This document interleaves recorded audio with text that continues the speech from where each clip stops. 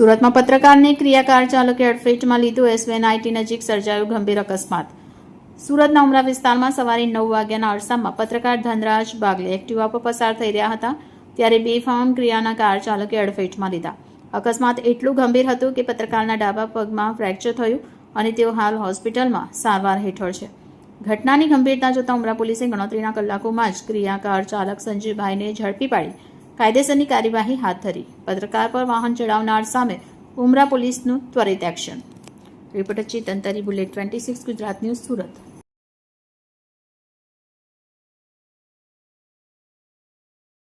વિસ્તારમાં એક એક્સિડન્ટ અકસ્માતનો બનાવ બનેલ છે, જેમાં કે એક કિયા ગાડી ચલાવતા એક માણસ છે દેવાંશ સંજયભાઈ બંસલ, જેમની ઉંમર 28 વર્ષની છે. આ ગાડી ચલાવતા હતા તો સામને સે એક એક્ટિવા ઉપર બીજા માણસ આવતા હતા અને આ બંને વચ્ચે ટક્કર થઈ અને આમાં જો એક્ટિવા ઉપર માણસ છે એમને ઈજા પહોંચી છે, જેમાં કે એમાં ડાબા પગમાં ફ્રેક્ચર થયેલ છે.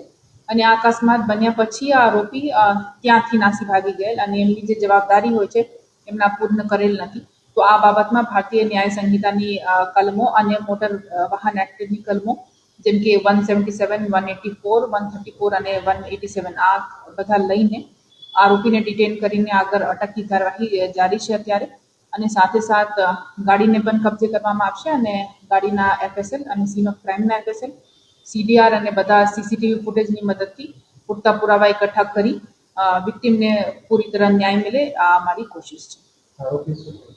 આરોપી ના કાપડના ખાતા છે જે સચિન મુજવાલા એરિયામાં છે. કેટલી રફતારથી આરોપી આવી રહ્યો હતો ગાડીને? આ જાંચ FSL થયા પછી ચોક્કસ પતા લાગશે, તો તમને લોકોને અમને જાણ કરીશ.